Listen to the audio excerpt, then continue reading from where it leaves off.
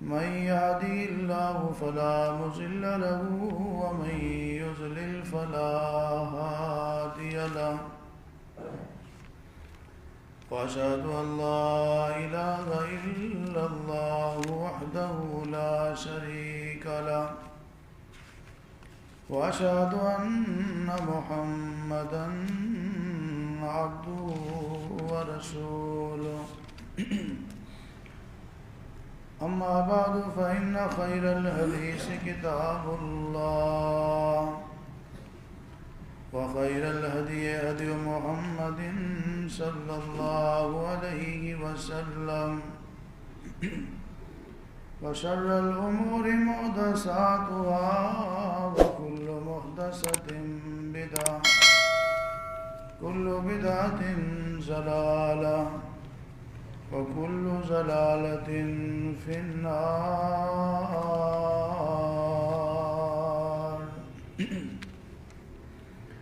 اللهم صل على محمد وعلى آل محمد كما صليت على إبراهيم وعلى آل إبراهيم إنك حميد مجيد. اللهم بارك على محمد وعلى آل محمد كما باركت على إبراهيم وعلى آل إبراهيم إنك حميد مجيد.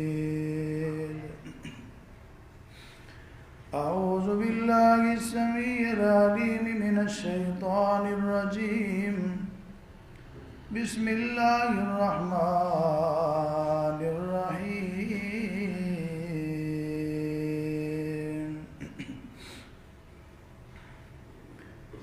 منها خلقناكم وفيها نعيدكم منها خلقناكم وفيها نعيدكم منها خلقناكم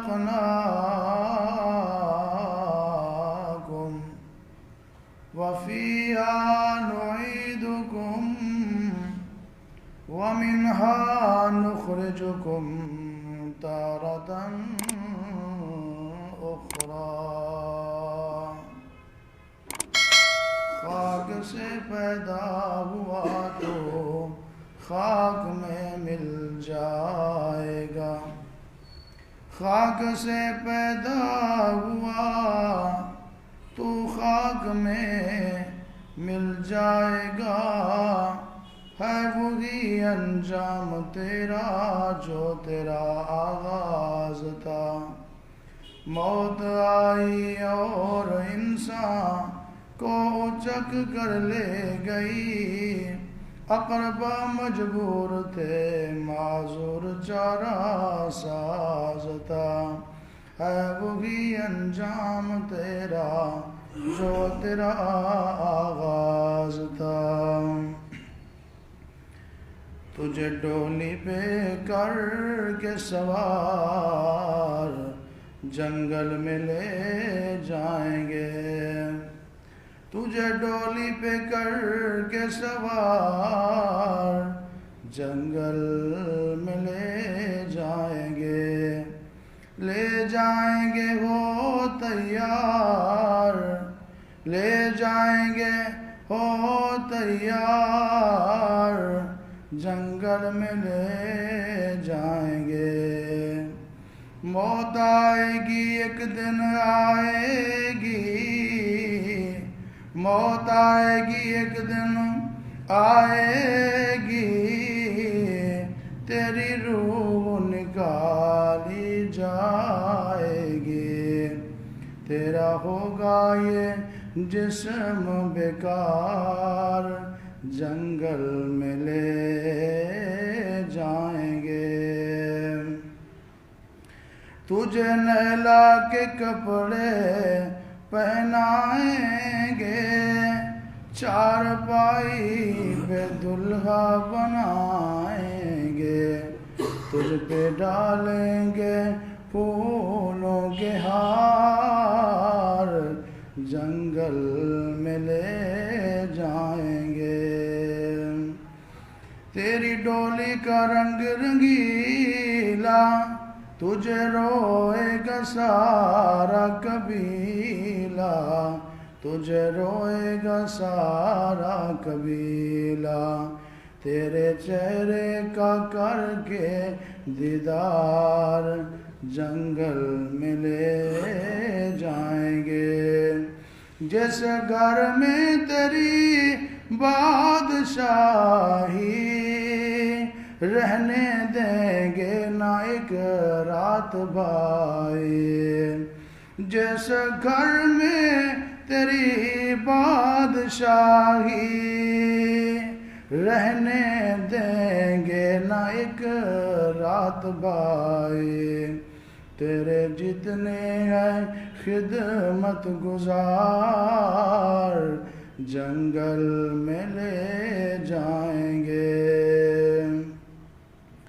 تیرے سارے ساتھی آئیں گے، تجھے کاندھوں پہ آ کر اٹھائیں گے، کر رہی ہے قبر انتظار، جنگل میں لے جائیں گے۔ چل پڑیں گے لگا کر وہ میلہ، چل پڑیں گے لگا کر وہ میلہ، تجھے چھوڑیں گے جا کر اکیلا، تو کر نہ سکے تکرار، جنگل میں لے جائیں گے۔ تیری دولت یہ مال خزانے، تیری دولت یہ مال خزانے، خوب کھائیں گے اپنے بگانے، تو کیڑوں کا ہوگا شکار، جنگل میں لے جائیں گے۔ تجھے کاٹیں گے بچھو کفن میں، تجھے کاٹیں گے بچھو کفن میں، آگ بڑھ کے تیرے بدن میں، نہ کوئی سنے گا پکار، نہ کوئی سنے گا پکار، جنگل میں لے جائیں گے۔ تجھے کہتا ہے خاکی دیوانہ، تجھے کہتا ہے خاکی دیوانہ، میری باتوں کو نہ بھول جانا، تجھے کہتا ہے خاکی دیوانہ، میری باتوں کو نہ بھول جانا، ہے رستہ بہت دشوار، ہے رستہ بہت دشوار، جنگل میں لے جائیں گے، تجھے ڈولی پہ کر کے سوار، جنگل میں لے جائیں گے، لے جائیں گے ہو جا تیار، لے جائیں گے ہو جا تیار، جنگل میں لے جائیں گے۔ منہا خلقناکم وفیہا نعیدکم ومنہا نخرجکم تارۃ اخری۔ ہر قسم کی حمد و ثنا اللہ وحدہ لا شریک کی ذات گرامی کے لیے خاص ہے۔ ان گنت لا تعداد، بے شمار، بے انتہا، بے حد اور بے حساب درود و سلام امام کائنات، سرور کائنات، رحمت کائنات، امام الانبیاء، خاتم الانبیاء، جناب محمد الرسول اللہ صلی اللہ علیہ وآلہ وصحبہ وسلم کی ذات گرامی پر اللہ تعالیٰ کی رحمت نازل ہوں، اصحاب کرام، اہل بیت اعظام، تابعین، تبع تابعین، محدثین، مفسرین، اولیاء کرام، بزرگان دین پر جن کی محنتوں اور کاوشوں سے، قربانیوں سے اللہ کا دین ہم تک پہنچا، اللہ کریم ان پہ راضی ہو۔ پچھلے کئی خطبات سے آپ اس عنوان پر گفتگو سن رہے ہیں، موت سے قبر تک، کہ جب بندہ فوت ہو جائے، موت کا پیالہ پی لے، اب اس کے لیے اللہ کا دین ہماری کیا رہنمائی کرتا ہے کہ اس کو سفر آخرت پر کیسے روانہ کرنا چاہیے۔ پچھلے جمعہ کے خطبہ میں آپ نے جنازے کے مسائل سنے تھے، جو بیان ہوا تھا اس کا تقریباً 1 منٹ میں خلاصہ، تاکہ وہ پچھلی گفتگو ذہن نشین ہو جائے کہ جب کوئی مسلمان فوت ہو جائے اس کی نماز جنازہ پڑھنا واجب ہے۔ کسی مسلمان میت کی نماز جنازہ میں 40 ایسے افراد شرکت کریں جنہوں نے اللہ کے ساتھ کبھی شرک نہیں کیا، ان کی سفارش کو قبول کر کے اللہ تعالیٰ میت کو بخش دیتا ہے۔ جنازہ پڑھنے والے کو احد پہاڑ کے برابر اجر و ثواب ملتا ہے۔ افضل اور بہتر یہ ہے کہ جنازہ گاہ میں ہونا چاہیے۔ اگر کسی علاقے میں جنازہ گاہ نہیں ہے تو مسجد میں نماز جنازہ پڑھنا جائز ہے، کوئی ممانعت نہیں ہے۔ رسول اللہ صلی اللہ علیہ وسلم نے بھی مسجد میں جنازہ پڑھا ہے، اور بڑے بڑے صحابہ کرام کے جنازے مسجد میں ہوئے ہیں، اور اب بھی مسجد حرام جو پوری کائنات کی تمام مساجد کی سردار ہے، اور مسجد نبوی جیسی دنیا میں کوئی مسجد نہیں ہے، ان دونوں مساجد میں ہر نماز کے بعد جنازے کا انتظام اور اہتمام ہوتا ہے۔ نماز جنازہ میں خواتین بھی شرکت کرتی ہیں، لیکن اہتمام کے ساتھ جانا یہ صحیح نہیں ہے۔ اگر مسجد میں پہلے سے موجود ہیں، جس طرح ابھی جمعہ نماز پہ آئی ہوئی ہیں، کوئی جمعہ نماز کے بعد جنازے کا یہاں پہ انتظام ہو یا اہتمام ہو تو اس میں وہ شرکت کر سکتی ہیں۔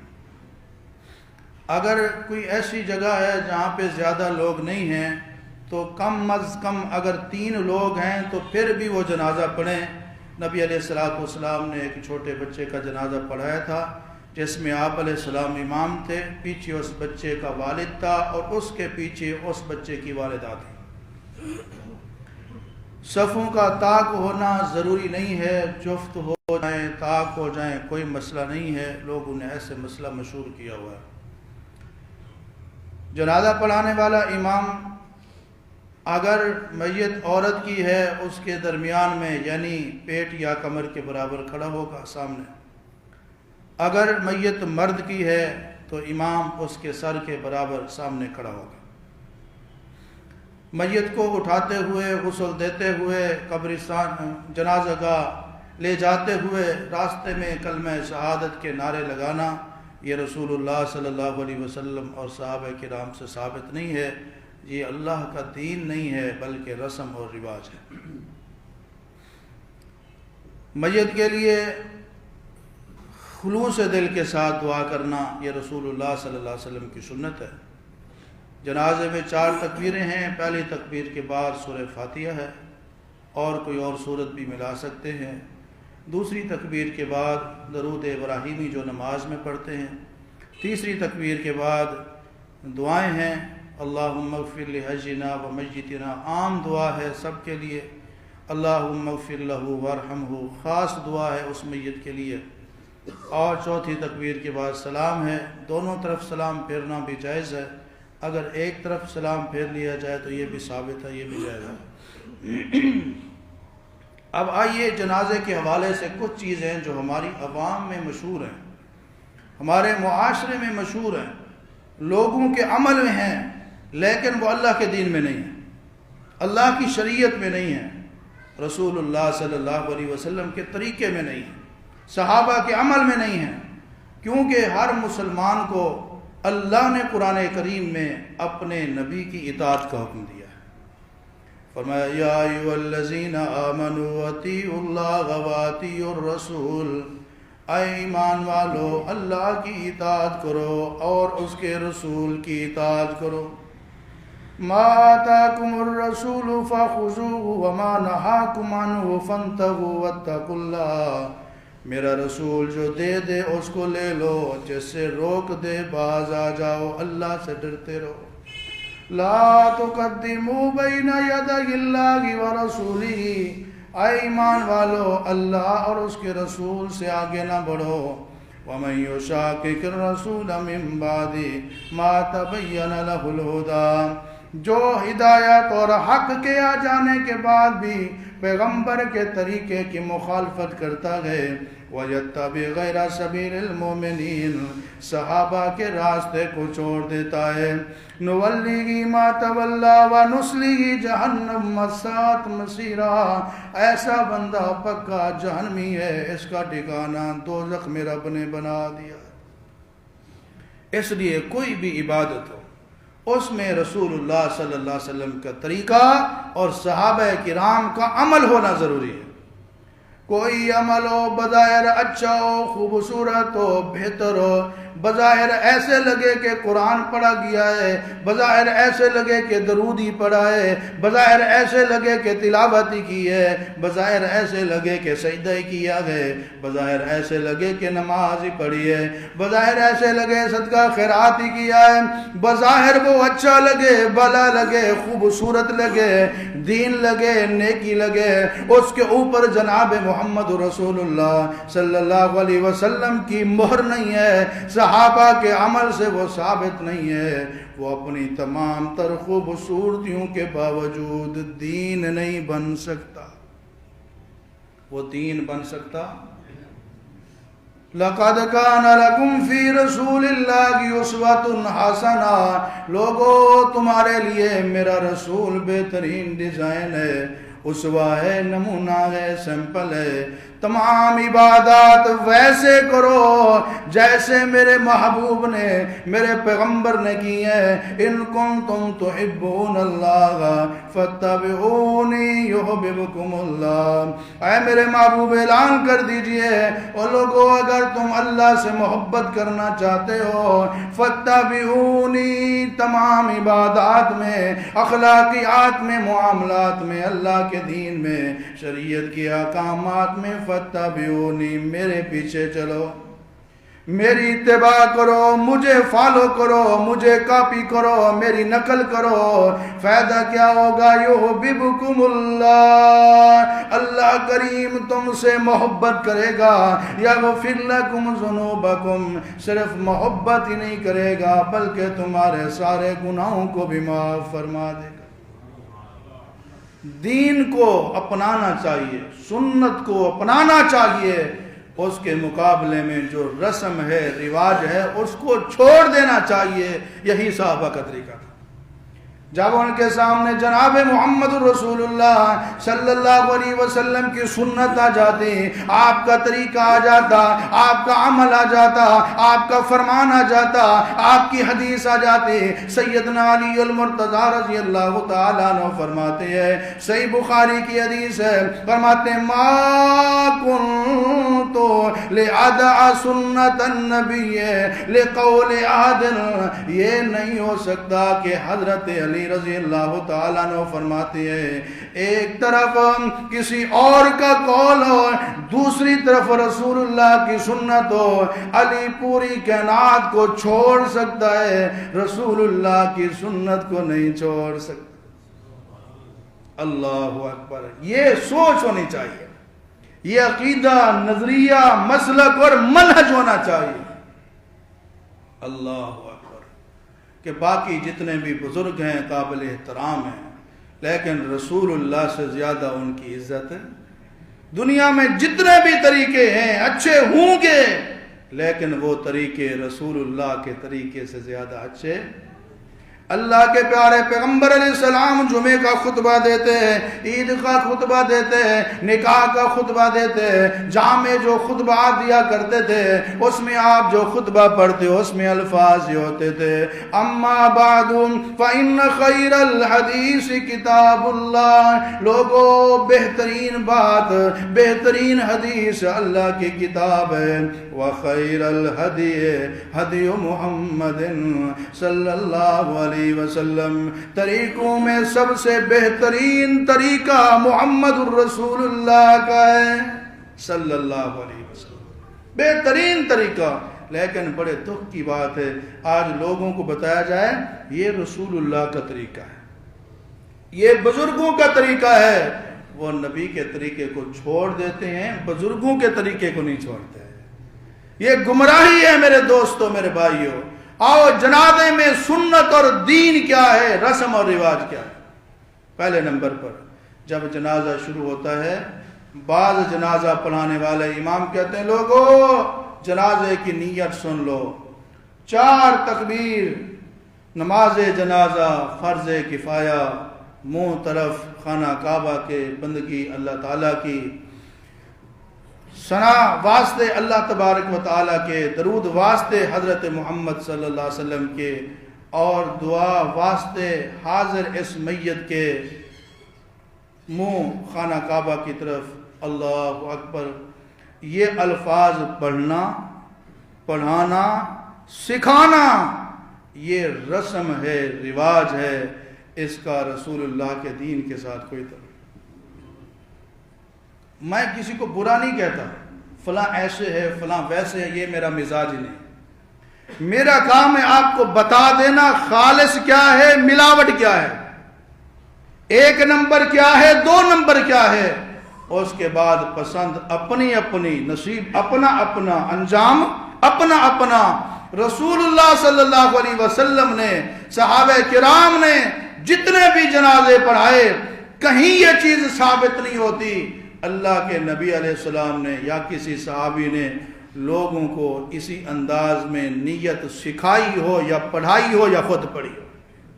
دین تو رسول اللہ کا طریقہ، صحابہ کے عمل کا نام ہے۔ لہذا تحقیق کا میدان وسیع ہے، کسی سے بھی آپ پوچھیں، ہاں اگر کوئی مل جائے اس طرح کی بات مجھے بتائیں، میں خود بھی مانوں گا اور دوسروں کو بھی انشاءاللہ بتاتا رہوں گا۔ یہ تو انصاف کی بات ہے نا۔ ویسے بھی دیکھا جائے نبی علیہ السلام کی زبان کون سی تھی؟ تو جنازے کی نیت اگر اللہ کے نبی نے پڑھی ہوتی تو کس زبان میں ہوتی؟ صحابہ کرام کی زبان کون سی تھی؟ پورا جنازہ عربی میں، نیت سرائکی میں، پنجابی میں، پشتو میں، انگلش میں، سندھی میں۔ یہ اس بات کی دلیل ہے یہ سنت اور دین نہیں ہے، یہ علاقے کی رسم اور رواج ہے۔ اگر یہ دین ہوتا تو عربی زبان میں ہوتا۔ دوسری رسم، جنازے میں کھلے کھلے کھڑے ہونا ہے، فرشتے آ کے کھڑے ہوتے ہیں، یہ بات بھی رسول اللہ صلی اللہ علیہ وسلم اور صحابہ کرام سے ثابت ہے۔ پہلی تکبیر کے بعد پڑھنا ہے سبحانک اللہم و بحمدک و تبارک اسمک و تعالی جدک و جل ثناؤک و لا الہ غیرک۔ یہ جل ثناؤک کے جو الفاظ ہیں یہ بھی رسول اللہ صلی اللہ علیہ وسلم اور صحابہ کرام سے جنازے میں پڑھنا ثابت نہیں ہے، یہ دین اور سنت نہیں ہے، یہ رسم اور رواج ہے۔ نماز جنازہ میں فاتحہ نہ پڑھنا یہ بھی رواج بن گیا ہے، رسم بن گئی ہے۔ رسول اللہ صلی اللہ علیہ وسلم سے، صحابہ کرام سے نماز جنازہ میں فاتحہ کو چھوڑنا ثابت ہے۔ اللہ کے نبی بھی نماز جنازہ میں فاتحہ پڑھتے تھے اور صحابہ کرام بھی نماز جنازہ میں فاتحہ پڑھتے تھے۔ دوسری تکبیر کے بعد درود شریف پڑھنا نماز والا، نماز فرض ہو، سنت ہو، نفل ہو، عید ہو، وتر ہو، کوئی بھی نماز ہو، جنازہ ہو، جب نماز میں درود پڑھا جائے گا تو وہ ایک ہی درود ہے، اس کو درود ابراہیمی کہتے ہیں۔ نماز جنازہ میں اس باقی نمازوں والے درود کو چھوڑ کر یہ پڑھنا اللہم صلی علی محمد وعلی آل محمد کما صلیت وسلمت وبارکت وترحمت ورحمت وترحمت. یہ والا جو درود ہے رسول اللہ صلی اللہ علیہ وسلم اور صحابہ کرام سے ثابت نہیں ہے. یہ رسم ہے، رواج ہے، یہ دین نہیں ہے، رسول اللہ کی سنت نہیں ہے. کوئی کچی بات نہیں کر رہا، بڑی تحقیق اور وثوق کے ساتھ کہہ رہا ہوں. ہاں، میری بات کے خلاف، دعوے کے خلاف کسی کے پاس کوئی دلیل ہو، اس کو صدق کے دل کے ساتھ، ادب کے ساتھ تسلیم کیا جائے گا، مانا جائے گا اور اس کو آگے بیان کیا جائے گا. رسم اور رواج یہ ہے کہ یہ مخصوص درود پڑھنا ہے، اور دین اور شریعت رسول اللہ کی سنت کیا ہے؟ نماز والا درود ابراہیمی پڑھنا. رسم یہ ہے کہ اللہم اغفر لحینا و میتنا و شاہدنا و غائبنا، یہ دعا پڑھ لو جو عام ہے، جس میں یا اللہ چھوٹوں کو بھی بخش دے، بڑوں کو بھی، زندوں کو بھی، مردوں کو بھی، ہماری عورتوں کو بھی، مردوں کو بھی، یہ سارے. لیکن جس کے لیے آئے ہیں اس کے لیے خاص دعا نہ پڑھنے کا رواج ہے. نبی علیہ الصلوۃ والسلام اور صحابہ کرام جب جنازہ پڑھتے تھے اس دعا کے ساتھ میت کے لیے خاص دعا پڑھا کرتے تھے، اللہم اغفر لہ، کہ جس کے لیے اکٹھے ہوئے ہیں، جس کے لیے آئے ہیں، اس کے لیے تو دعا ہی نہیں مانگی جاتی.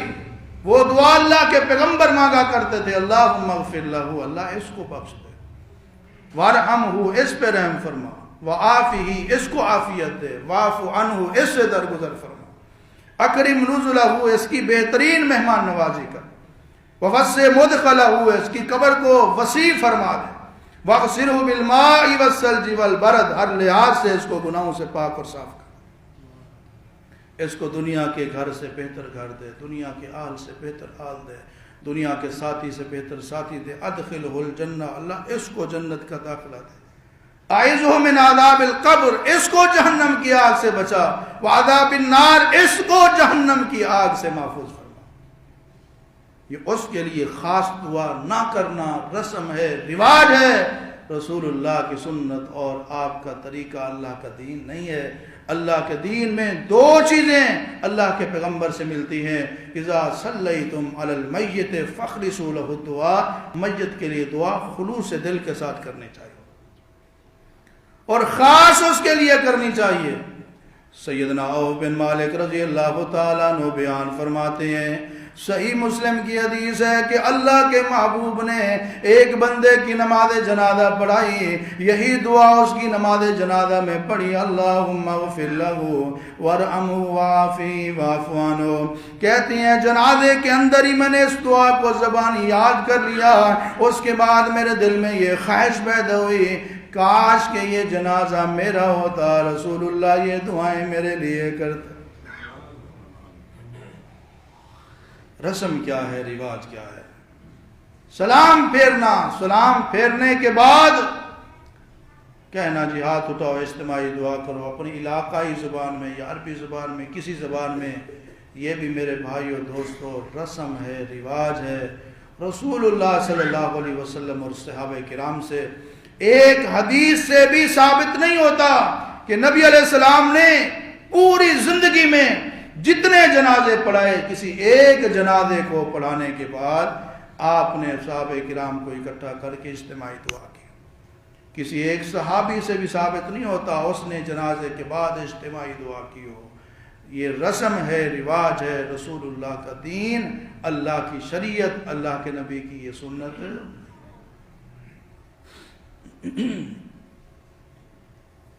تو یہ تھے کچھ ایسے رسم و رواج جن کا تعلق جنازے کے ساتھ ہے. میں نے آپ کو بتا دیا اللہ کی توفیق سے کہ یہ رسم ہے، یہ رواج ہے، یہ دین ہے، یہ رسول اللہ کی سنت ہے. ان دونوں طریقوں میں جو صحیح طریقہ ہے اللہ ہم سب کو اس طریقے کو اپنانے کی توفیق عطا فرمائے. نماز جنازہ میں جو تکبیرات کہی جاتی ہیں، اللہ اکبر، اللہ اکبر، اللہ اکبر، ان کے ساتھ رفع الیدین بھی کرنا چاہیے، نہیں کرنا چاہیے. نبی کریم صلی اللہ علیہ وسلم سے واضح طور پر حکماً یا عملاً ایسی حدیث نہیں ملتی صراحت کے ساتھ کہ آپ علیہ الصلوۃ والسلام نے نماز جنازہ کی تکبیروں کے ساتھ رفع الیدین کیا ہے، لیکن دو صحابہ سے، حضرت عبداللہ بن عمر رضی اللہ عنہ سے، حضرت عبداللہ بن زبیر رضی اللہ تعالیٰ عنہ سے یہ ثابت ہوتا ہے کہ وہ نماز جنازہ کی تکبیرات میں بھی ہاتھوں کو اٹھایا کرتے تھے، رفع الیدین کیا کرتے تھے۔ صحابی کا وہ عمل جو رسول اللہ صلی اللہ علیہ وسلم کی کسی حدیث کے خلاف نہ ہو، اور صحابی کا اپنا بھی وہ رائے قیاس اور اپنی تشریح نہ ہو، ایسا عمل حکماً مرفوع حدیث کی طرح ہوتا ہے کہ نبی کے صحابی کا یہ عمل جب رسول اللہ کی کسی حدیث کے خلاف نہیں ہے، ممکن ہے یہ طریقہ صحابی نے رسول اللہ سے سیکھا ہو۔ لہذا اگر کوئی نہیں کرتا تو گناہ نہیں ہے، اگر کر لے تو یہ صحابہ کرام سے ثابت ہے، یہ بھی اہل جنت کا طریقہ ہے۔ جنازے اگر زیادہ ہو جاتے ہیں، میتیں زیادہ ہو جاتی ہیں، تو اس بارے میں مسئلہ کیا ہے؟ اس بارے میں مسئلہ یہ ہے کہ اجتماعی ایک جنازہ ہو جائے، یہ رسول اللہ صلی اللہ علیہ وسلم کی سنت سے ثابت ہے، صحابہ کرام کے عمل سے ثابت ہے۔ اجتماعی جب جنازہ ہوگا اس میں طریقہ یہ ہے کہ اگر میتیں اس میں مرد بھی ہیں اور عورتیں بھی ہیں تو طریقہ یہ ہے کہ قبلے والی طرف خواتین کو، عورتوں کی میتوں کو رکھا جائے گا، اور امام کے قریب مردوں کی میتوں کو رکھا جائے گا، اور سب کا ایک جنازہ پڑھایا جائے گا۔ اس کو اجتماعی جنازہ کہتے ہیں۔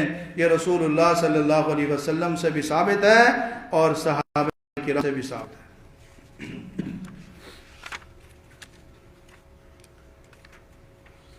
آپ نے سنا تھا کوئی بندہ خودکشی کر لیتا ہے، اس کی نماز جنازہ جائز ہے، لیکن اہل علم کو، جو بزرگ ہیں، نیک لوگ ہیں، فضیلت والے ہیں، ان کو بائیکاٹ کرنا چاہیے، جنازے میں شرکت نہیں کرنی چاہیے، تاکہ لوگوں کو سبق حاصل ہو، تنبیہ ہو، وہ اس برے کام سے بچ جائیں۔ کوئی بھی کبیرہ گناہ کا مرتکب آدمی ہے، اس کی نماز جنازہ پڑھی جائے گی۔ ہاں، جس نے کفر اور شرک کیا ہے اس کی نماز جنازہ نہیں پڑھی جائے گی۔ حضرت عبداللہ بن عمر رضی اللہ تعالی عنہ سے مروی ہے، انہوں نے 9 جنازوں کی اکٹھی نماز جنازہ پڑھی، مردوں کو امام کے قریب اور عورتوں کو قبلے کے قریب کر لیا۔ یہ مسئلہ بھی آپ نے سنا ہے، اور بھی بہت سارے دلائل ہیں۔ کچھ اوقات اور ٹائم ایسے ہیں جن اوقات میں نماز جنازہ پڑھنا منع ہے۔ حضرت عقبہ بن عامر رضی اللہ تعالیٰ عنہ بیان فرماتے ہیں، امام الانبیاء جناب محمد رسول اللہ صلی اللہ علیہ وسلم نے 3 اوقات ایسے ہیں جن میں مردوں کو دفنانے سے بھی منع فرمایا ہے، جنازہ پڑھانے سے بھی منع فرمایا ہے۔ وہ 3 اوقات کون سے ہیں؟ حین تطلع الشمس بازغۃ، جب سورج طلوع ہو رہا ہو، اور اس کے بعد فرمایا حین یقوم قائم الظہیرہ، جب دوپہر کا وقت ہو، سورج ڈل رہا ہو، حتی تزول الشمس، اور یہاں تک کہ جب سورج غروب ہو رہا ہو۔ یہ 3 ٹائم ایسے ہیں جن میں نماز جنازہ پڑھانا بھی جائز نہیں ہے اور میت کو دفنانا بھی جائز نہیں ہے۔ کون سے 3 ٹائم؟ جب سورج طلوع ہو رہا ہو، نکل رہا ہو، ظاہر ہو رہا ہو، دوپہر کا وقت سورج ڈھل رہا ہو، ظہر کا ٹائم ہو رہا ہو، اور مغرب کے وقت جب سورج غروب ہو رہا ہو۔ ان 3 اوقات میں جنازہ پڑھنا جائز ہے۔ نماز جنازہ کے بعد اجتماعی دعا بھی رسول اللہ صلی اللہ علیہ وسلم کی شریعت سے ثابت نہیں ہے۔ ایسا بچہ جو پیدا ہوتے ہی فوت ہو جاتا ہے، اس کی نماز جنازہ پڑھنی چاہیے نہیں پڑھنی چاہیے؟ حدیث پاک میں آتا ہے، رسول اللہ صلی اللہ علیہ وسلم نے فرمایا وَالطِّفْلُ يُصَلِّي عَلَيْهِ، بچے کی نماز جنازہ پڑھی جائے گی۔ ایک حدیث میں ہے وَالسِّقْطُ يُصَلِّي عَلَيْهِ، ایسا بچہ جو وقت سے پہلے پیدا ہو گیا اور پیدا ہونے کے فوراً بعد فوت ہو گیا، یا ماں کے پیٹ میں ہی فوت ہو گیا، اس بچے کی بھی نماز جنازہ پڑھی جائے گی۔ ہمارے عام طور پہ لوگ سستی کرتے ہیں، ایسے دفنا دیتے ہیں. جنازہ پڑھنا چاہیے، لازمی نہیں ہے لیکن پڑھنی چاہیے. جو پڑھے گا اس کو ثواب ہوگا. اگر زیادہ لوگ بھی نہیں ہیں تو حدیث ابھی آپ نے سنی تھی، نبی علیہ السلام کے صحابی ابو طلحہ رضی اللہ تعالیٰ عنہ، ان کا بیٹا فوت ہوا، آپ علیہ السلام تشریف لے گئے. اس کی نماز جنازہ میں صرف 3 افراد تھے. ایک اللہ کے پیغمبر تھے، ایک اس بچے کے والد ابو طلحہ تھے، ایک بچے کی والدہ ام سلیم تھی. یعنی چھوٹا بچہ ہے، پیدا ہوتے ہی فوت ہو گیا ہے یا ماں کے پیٹ میں ہی فوت ہو گیا ہے، تو اس کی بھی نماز جنازہ پڑھنی چاہیے. چاہے 3 لوگ ہی پڑھ لیں، اہتمام کرنا ضروری ہے. بہت زیادہ اہتمام کرنے کی ضرورت نہیں ہے. کتنی عمر کا بچہ ہو جو پیدا ہونے سے پہلے ماں کی پیٹ میں فوت ہو جائے تو اس کی نماز جنازہ پڑھنی چاہیے. علماء کرام کہتے ہیں کہ 4 مہینے میں انسان کو اللہ تبارک و تعالیٰ پورا جسم عطا فرما کے اس میں روح پھونک دیتا ہے. اب وہ ایک مکمل انسان ہے، اس کے بعد اس کی پرورش ہوتی ہے، جسم کے اعضاء مکمل ہیں، اس میں روح آ گئی ہے.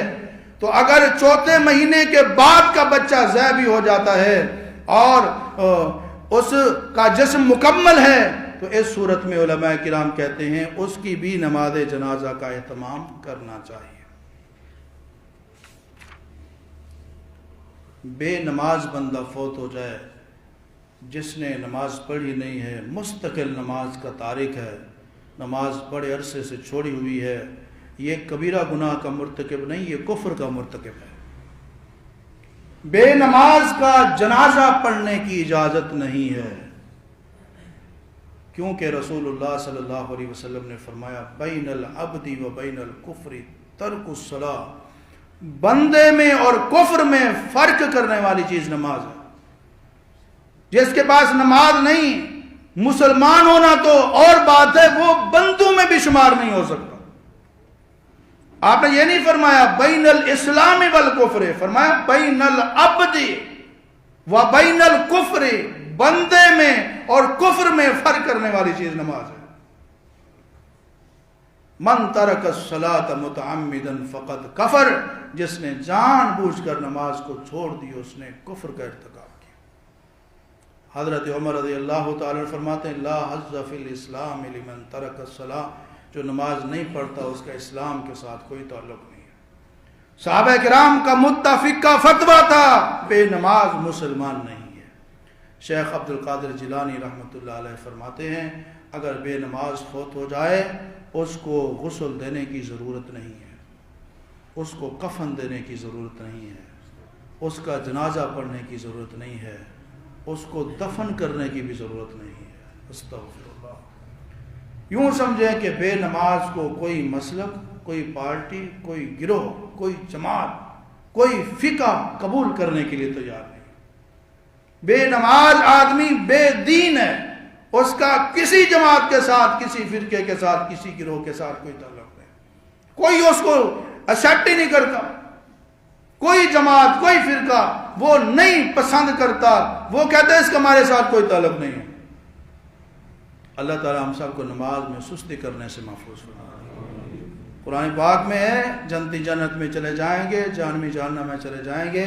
ایک وقت آئے گا اللہ تعالیٰ دونوں کو آمنے سامنے کر دے گا اور جنتی فی جنات یتساءلون عن المجرمین ما سلککم فی سقر. جنتی پوچھیں گے جہنمیوں سے ما سلککم فی سقر، تم کون سا جرم کر کے آئے ہو کہ جہنم کی آگ میں جل رہے ہو. سورہ مدثر ہے، اللہ کا قرآن کہتا ہے وہ جہنمی کیا جواب دیں گے قالوا لم نک من المصلین، ہم دنیا میں نماز نہیں پڑھا کرتے تھے اس وجہ سے جہنم کی آگ میں جل رہے. بے نماز کی نماز جنازہ جائز نہیں ہے. اگر کوئی بندہ لیٹ ہو گیا ہے، پہنچنے پر پتہ چلا ہے کہ جنازہ ہو چکا ہے، تو اب قبر کے اوپر بھی نماز جنازہ پڑھنا جائز ہے. یہ آخری حدیث ہے، توجہ فرمائیں۔ امام الانبیاء جناب محمد الرسول اللہ صلی اللہ علیہ وسلم کی مسجد نبوی میں ایک کالے رنگ کی عورت تھی، سیاہ فام، جو بہت مشہور تھی۔ مسلمان ہوئے، مسجد کی خدمت کیا کرتی تھی، مسجد کی صفائی کیا کرتی تھی، یہاں تک کہ اچانک فوت ہو گئی۔ نبی علیہ السلام کو اطلاع دیے بغیر صحابہ کرام نے اس خاتون کی نماز جنازہ پڑھی اور اس کو دفنا دیا۔ آپ علیہ السلام نے کچھ دن اس کو جب گم پایا، آپ نے فرمایا وہ مجھے سیاہ فام خاتون نظر نہیں آتی جو مسجد میں جھاڑو دیا کرتی تھی، مسجد کی صفائی کرتی تھی، مسجد کی خدمت کرتی تھی۔ صحابہ کرام نے عرض کی یا رسول اللہ، سردیوں کی رات تھی، فوت ہو گئی، ہم نے جنازہ پڑھا کہ اس کو دفن کر دیا، اللہ کے محبوب ہم نے آپ کو بتایا نہیں، آپ کو تکلیف نہیں دی۔ آپ نے فرمایا آپ نے مجھے خبر کیوں نہیں دی؟ صحابہ کرام نے جب یہ وجہ بتائی، آپ علیہ السلام نے فرمایا مجھے دلونی علی قبریہ، بتاؤ تم نے اس کو کہاں دفن کیا ہے، اس کی قبر کے بارے میں مجھے بتاؤ۔ حدیث پاک میں آتا ہے آپ علیہ السلام اس خاتون کی قبر پہ تشریف لے گئے، فَأَتَا قَبْرَهُ فَصَلَّى عَلَيْهِ، اللہ کے پیغمبر اس کی قبر پر آئے اور آپ نے وہاں نماز جنازہ ادا فرمائی۔ اس کے بعد آپ نے فرمایا، صحابہ بیان کرتے ہیں کہ لوگ بھی رسول اللہ صلی اللہ علیہ وسلم کے ساتھ چلے، یہاں تک کہ اس عورت کی قبر کے پاس کھڑے ہو گئے۔ رسول اللہ صلی اللہ علیہ وسلم کے پیچھے اس طرح صفیں درست کر لیں جس طرح نماز جنازہ کے لیے صفیں درست کی جاتی ہیں۔ پھر آپ علیہ السلام نے اس کے نماز جنازہ پڑھی اور صحابہ کرام نے بھی رسول اللہ کے ساتھ اس خاتون کی نماز جنازہ پڑھی۔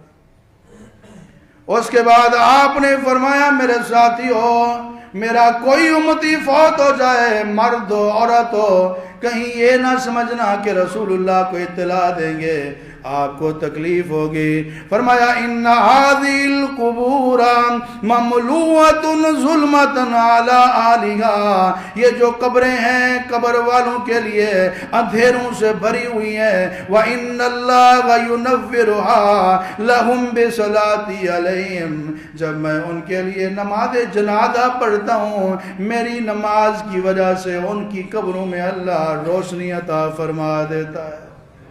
وآخر دعوانا الحمدللہ۔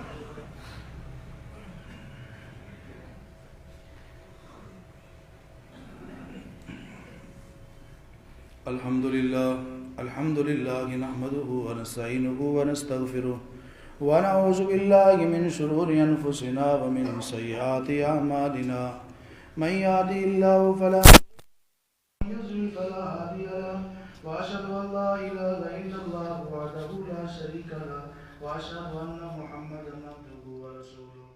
اللہ